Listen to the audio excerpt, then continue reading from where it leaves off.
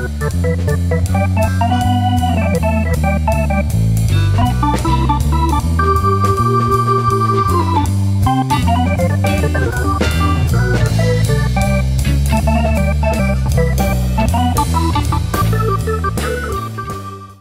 everybody, how's it going? Studman coming right back at you, and today I'm going to be talking to you about some pickups that I made from the dollar store and Big Lots, two places that usually have some pretty damn good deals.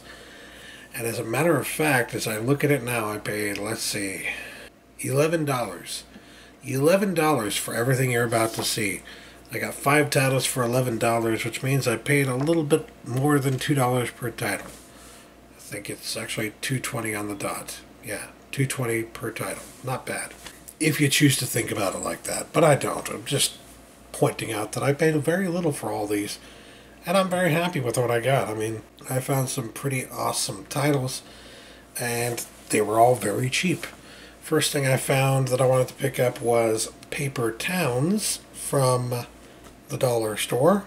This one is based on a John Green novel, and he typically writes pretty damn good stuff. He typically comes up with some pretty cool stuff, pretty interesting stories.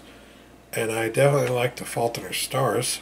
So I've been meaning to check this one out as well. I just didn't necessarily, I wasn't that sold or that interested in seeing it immediately. So when I saw it there at the Dollar Tree for $1, I was just like, $1? Sure. I'll do that. Absolutely, I'll do that. And this one actually came with like a little series of post-it notes here, some stickers, some pin stickers, of course the digital copy, and coupon that probably isn't, oh wait, enter for a chance to win an epic US road trip, which you probably can't do anymore. Yep, it was in 2015. You can't do it anymore. So yeah, I mean, lots of stuff. Packed Blu-ray here to get from a dollar store for $1. Like, that's a really good deal. And from what I've heard, it's a very good movie, so definitely worth it. I mean, it's not necessarily the type of movie that I usually watch all the time, but just because it's not something I usually watch doesn't mean I'm not going to watch it. I mean, the thing with me is I'm a movie buff, so I'll watch any and all types of movies and be happy because I love movies. I love every single thing about movies. I took classes about romantic comedies the same way that I took classes about westerns, the same way that I took classes about science fiction. I mean, I'm not just going to focus on one type of film and say, well, this is the only type of film I like. I mean, how would you even actually learn or understand everything you could possibly learn or understand about a specific genre if you didn't have the context of every other genre, of every other type of movie out there? Because there's all this genre mixing between all these different types of movies out there. So there are horror comedies. If you don't watch comedy movies, but you watch horror movies, you might be kind of lost. There are romantic horror type movies, you know what I mean? You'd be lost there too if you didn't watch any romance movies.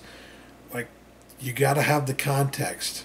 And if you don't watch everything, if you're not equal about it all, then you're not going to have all the context, and you're not going to appreciate it as much as you could. So, still love watching movies like this, even though they're not my favorite genre. So, very cool. For $1, great stuff. And then I found this movie that I've never actually heard of before called Manglehorn, starring Al Pacino. All I needed to see was Al Pacino holding a cat, and I'm like, for $1? Okay. The synopsis sounds interesting-ish.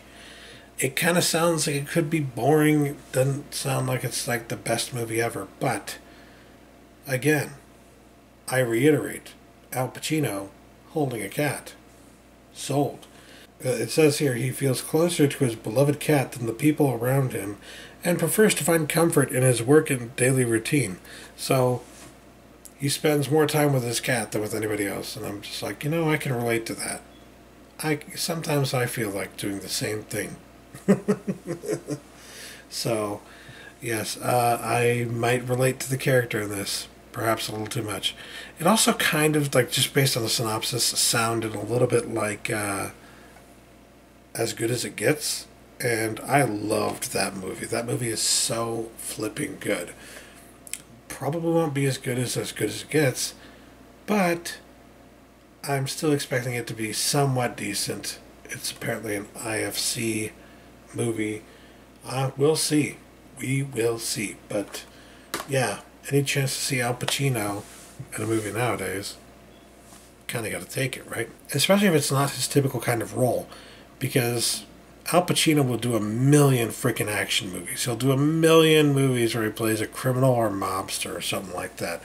How many times does he do a movie like this that's more of like a romantic comedy or something like that? Not very often. Usually as a lark, as a joke. So I'm interested. I'm intrigued. My interest has been piqued. What can I say?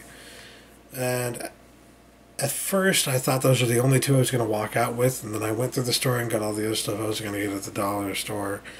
And as I was about to walk to the cash register, on the way to the cash register, I saw another little section where they had some movies out, and one of them was actually a movie I've been meaning to watch for quite some time. It's like, I believe it's on Netflix and Amazon. I think it's on at least more than one streaming service, so it's like, I want to see it, and it's out there, and I should watch it because it looks interesting, but I never got around to actually watching it. Still, because of how interesting it looks, when I saw it there on Blu-ray for $1, I was just like, yeah, okay, I'll just buy it on Blu-ray then. And the title of that movie would be Moonwalkers.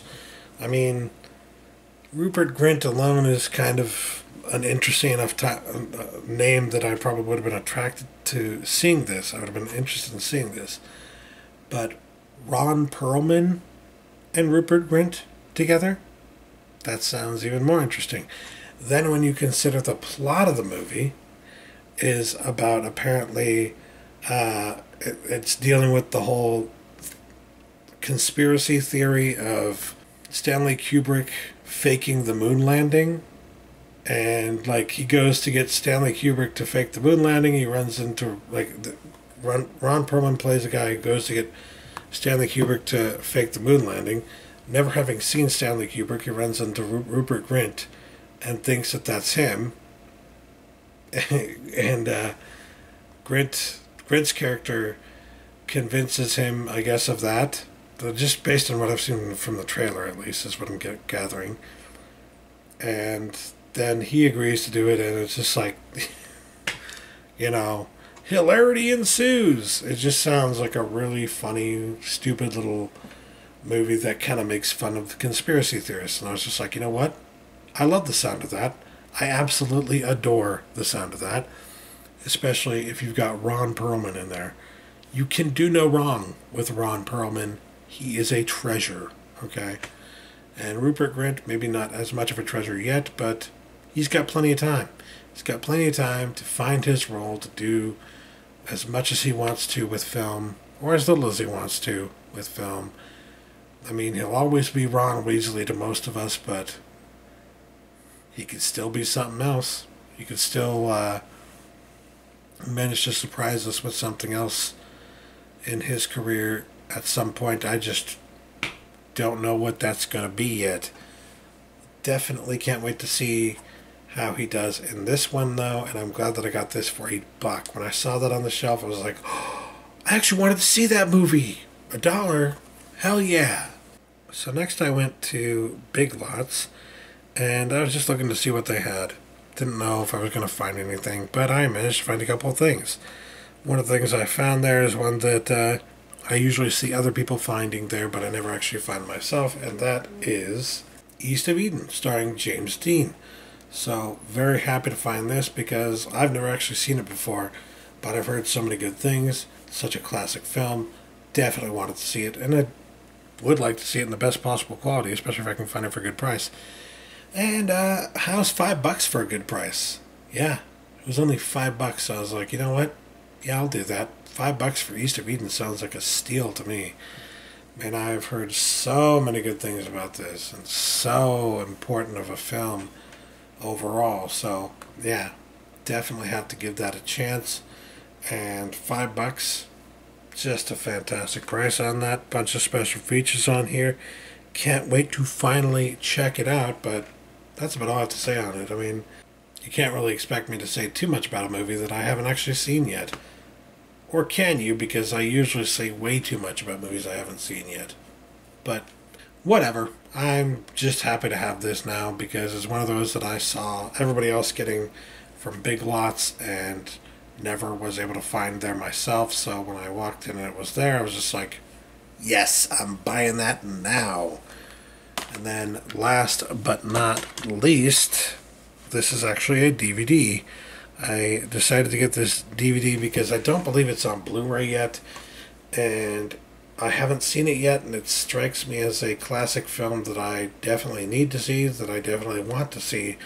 So for $3, for only $3, brand new, I picked up Seahawk starring Errol Flynn. Hard to go wrong with Errol Flynn, one of the greats in film history, and I love pirates. So, I think I'm going to like this. I mean, it strikes me as a pirate movie, right? I mean, that's what it looks like, at least. And it sounds like. And I looked it up on IMDb and it had a pretty damn good score. So I was like, you know what? I'm going to give it this a chance. Go give it a chance. You never know, do ya? And I'm sure maybe this is available through, like, Warner Archive as a Blu-ray, or it may become available through Warner Archive as a Blu-ray at some point, but I wanted to watch it. You know, I want to see it before I decide to buy it on Blu-ray because, you know, some movies are like that. You just don't know if you're going to like it enough to get it on Blu-ray.